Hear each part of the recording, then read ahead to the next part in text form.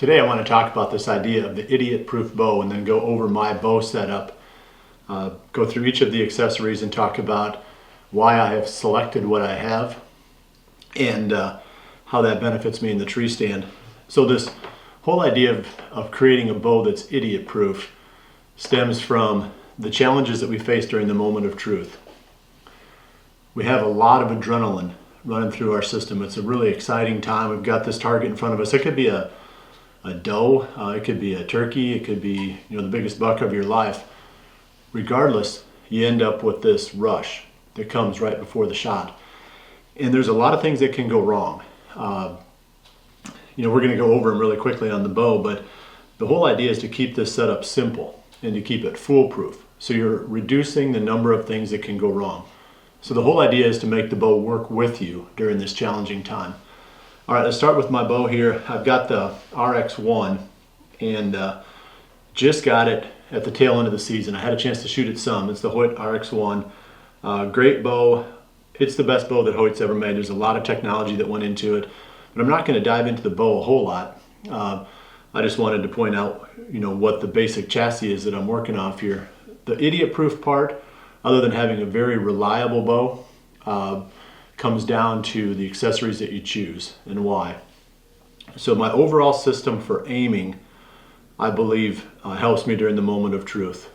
So rather than trying to center individual sight pins when I'm aiming, I center the round pin guard. And I've got a large peep sight. The peep is, I believe this one is 1/4 of an inch in diameter. And there's two advantages to using a large peep. First, it lets a lot of light in during low light periods.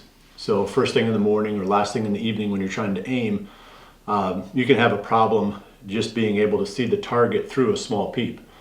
So I like it, big for that reason. The other reason I like it big is because I can get a little bit more of a peripheral vision of what's going on. When I'm at full draw, I squint my left eye. I don't close it all the way down, but I do close it enough that it doesn't have any tendency to jump into the dominance of my sight picture. I want my right eye to totally command the sight picture. I don't want it bouncing back and forth for any reason between my left eye and my right eye. So I squint my left, which means that my field of view gets shrunk down. But having a large peep allows me to see as the deer is moving through openings, or as the action changes, I can keep up with it a lot more easily if I can see more through the peep. And then by centering the round pin guard, that allows me to maintain the precision that I need that you would give up normally by using a large peep. And the pin guard fits perfectly inside that large peep, which allows you to be really precise even on long shots. The other advantage to this is you don't have to move your anchor point up or down to center individual pins within the sight picture or within the peep sight. Rather, because you're just centering the round pin guard, you can hit the same exact anchor point every single time. Then you just raise or lower the bow in order to adjust for the shot distance by moving one pin up or down on your target. And I find this to be a lot more consistent for me because when I'm practicing, I can hit one anchor point every single time. I don't have to worry about raising or lowering it on my face in order to center individual pins. Okay, so that covers that part of it. The rest is also really critical.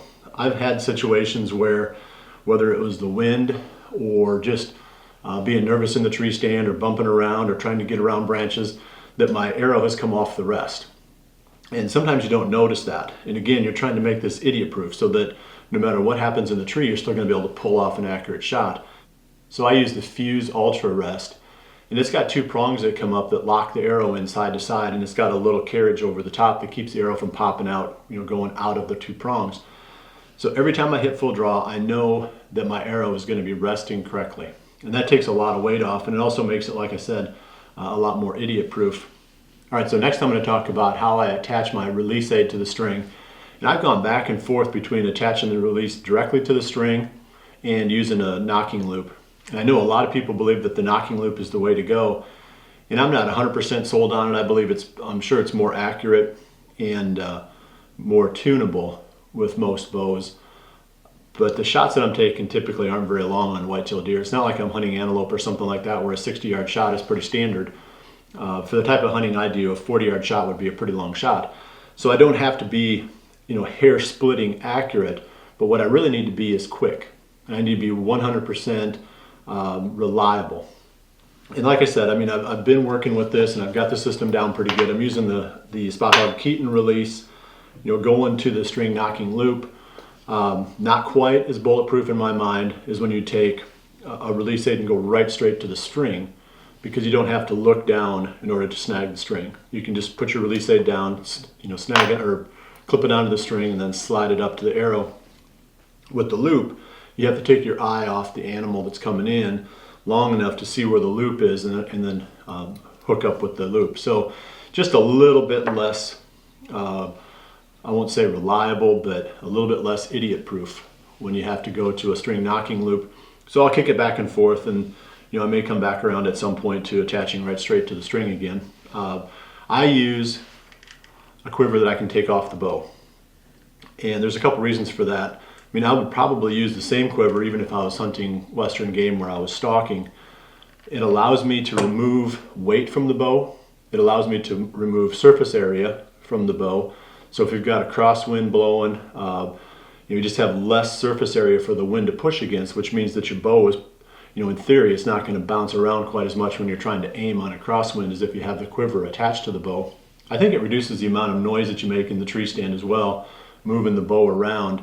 There's just less material up there, that's attached, that's moving, and less, branches you're going to rub or clothing that you're going to rub.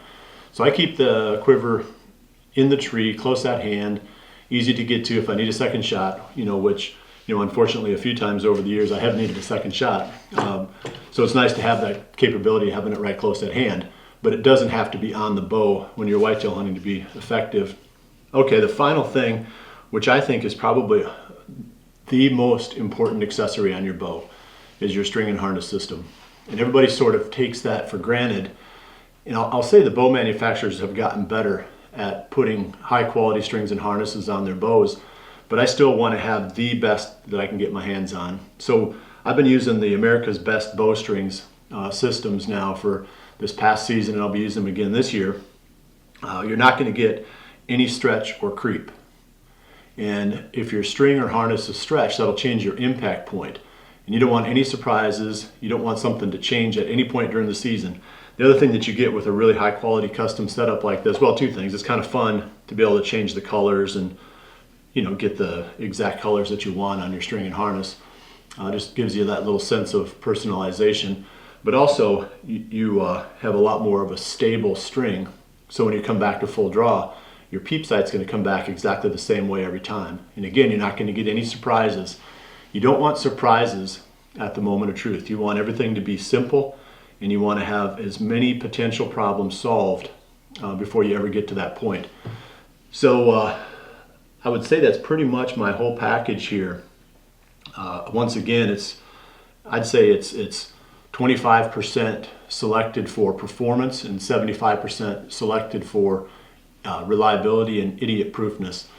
So I know what happens to me when a big deer is coming in, and I have a tendency to melt down. So anything I can do to make my setup simpler and more idiot proof during the moment of truth, I'm going to take advantage of those things.